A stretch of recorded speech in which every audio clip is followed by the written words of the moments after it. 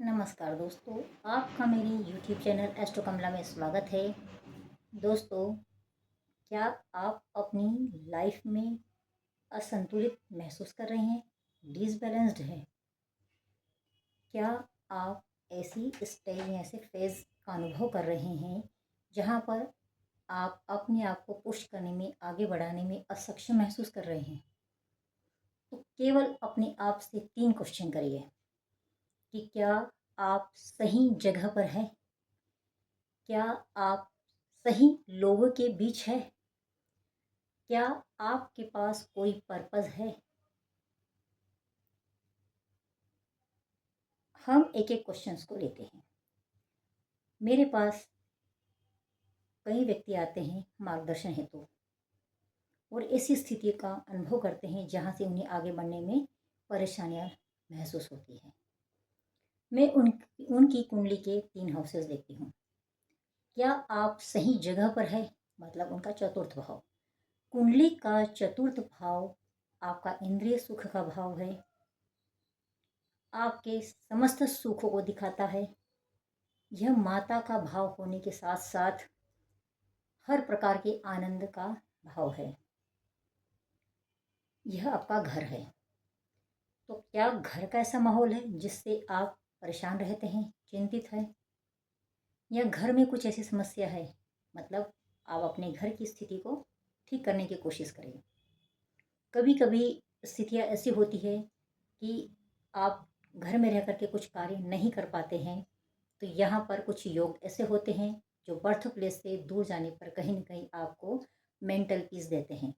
तो यहाँ पर एक स्थिति ये बनती है कि आप घर का माहौल ठीक करिए। यदि आप सक्षम हो जाते हैं घर का माहौल ठीक करने में या घर की परिस्थितियों को हैंडल करने में, सबसे पहले चतुर्थ हाउस से रिलेटेड जो रेमेडी आपकी कुंडली में बनती है उसको करिए।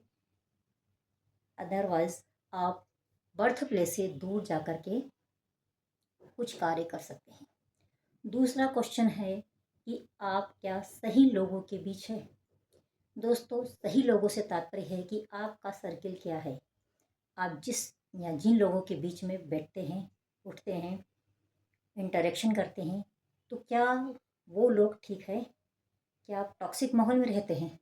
यह आपका 11th हाउस बताता है। यदि टॉक्सिक लोगों के बीच में चतुर्थ भाव आपका ठीक है, पर कहीं न कहीं टॉक्सिक माहौल के बीच में आप अपने व्यवसाय या अपनी व्यावसायिक गतिविधियों को चला रहे हैं, या आपका जो ऑफिस का माहौल है, या आपका जॉब ऐसा है कि जहाँ पर आपको ऐसे लोगों से डील करनी पड़ती है, तो 11th हाउस से रिलेटेड रेमेडी करिए। यहाँ पर सबसे पहली रेमेडी तो यही होगी कि ऐसे टॉक्सिक लोगों से स्वयं को दूर रखें। जितनी ज़रूरत है उतनी बात करो और उनकी रिएक्शन पर आपको जीना नहीं है। जीना आपको अपने लिए है, अपने ओपिनियन पर जीना है। दूसरे के ओपिनियन पर अपने आप को या अपनी राय मत बनाइए। तो यहाँ पर सबसे अहम हिस्सा ये हो जाता है कि आप ऐसे टॉक्सिक लोगों से दूर रहने के तरीके सोचिए कि इनसे किस स्थितियाँ, किन जगहों पर या किस प्रकार के चेंजेस करने से हम इनसे दूर रह सकते हैं। यह तो अपनी आपकी एक रेमेडी हो गई। दूसरी रेमेडी, यदि ऐसे लोगों से, तो अपना जॉब या अपनी जो कार्य क्षेत्र की पद्धति है वह थोड़ी सी चेंज करिए, ताकि आपको ऐसे लोगों से इंटरेक्शन न करना पड़े। 11th हाउस में यदि पाप ग्रह हैं, तो यहाँ पर ऐसे जैसे राहु शनि आदि आ जाते हैं, तो ऐसे टॉक्सिक लोग आपको मिलते हैं जो आपको परेशान करते हैं। आपका सर्किल या आप ऐसी स्थिति में नहीं होते हैं कि कहीं ना कहीं आप दूसरों के ओपिनियन पर जीने लगते हैं। यहाँ पर बैठे हुए ग्रह आपके 5th हाउस को देखते हैं। 5th हाउस आपकी बुद्धि का है, प्रबंधन का है, तो वह कहीं ना कहीं प्रभावित होता है। तीसरा क्वेश्चन अपने आप से मैंने करने के लिए कहा है, वह यह है कि आपके पास क्या कोई पर्पस है? यदि आपके पास पर्पस है तो डेफिनेटली आपका जीना आसान हो जाएगा। यदि हम अपने पर्पस पर अड़िग हैं तो बाहरी परिस्थितियां हमारा कुछ नहीं बिगाड़ सकती, क्योंकि हमें अपने पर्पस को लेकर के हम बिल्कुल माइंड क्लियर है कि मुझे यह करना है या ये करनी, ये लाइन चुनना है, ऐसे करके जाना है। बाकी रास्ते में कुछ भी आए उनके ओपिनियन पर हम ध्यान नहीं देते हैं। ये पर्पस जो हम देखते हैं वह फिफ्थ हाउस और नाइन्थ हाउस से देखते हैं। फिफ्थ हाउस आपका, मैंने जैसे कहा कि बुद्धि बुद्धि का भाव है, कॉन्शियसनेस को दिखाता है। आप चीज़ों को लेकर के इतना अवेयर हैं, सत्य गलत को कितना पहचानते हैं। यह व्यक्तियों की पहचान के लिए जो यह बहला फुसलाकर आपको अपनी बातों में बना ले जाएगा, इस प्रकार की जो थिंकिंग आती है, इस प्रकार का जो ज्ञान होता है, वह हम पंचम भाव से लेते हैं। तो पंचम भाव आपको अवेयर करता है बाहरी चीज़ों से। तो यह एक आपका बहुत स्ट्रांग होना चाहिए, जो आपको हमेशा जागरूक रखता है कि आप गलत ट्रैक पर है।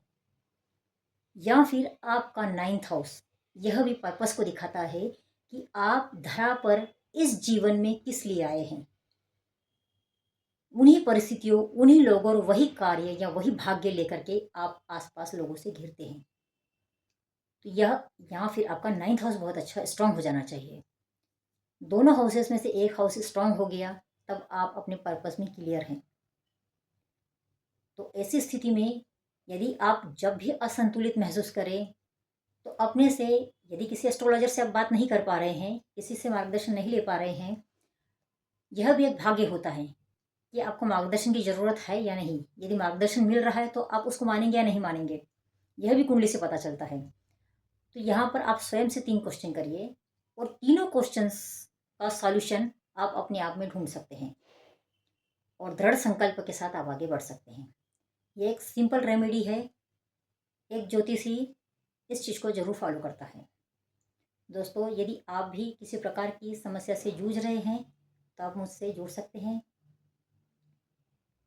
यदि आपको यह वीडियो अच्छा लगा तो कमेंट करके ज़रूर बताइए आप किस प्रकार का मार्गदर्शन चाहते हैं, या किस प्रकार की परिस्थितियों से या परेशानी में है, तो आप मुझसे शेयर ज़रूर करें। धन्यवाद। अब मैं अपने विचारों को विराम देती हूँ।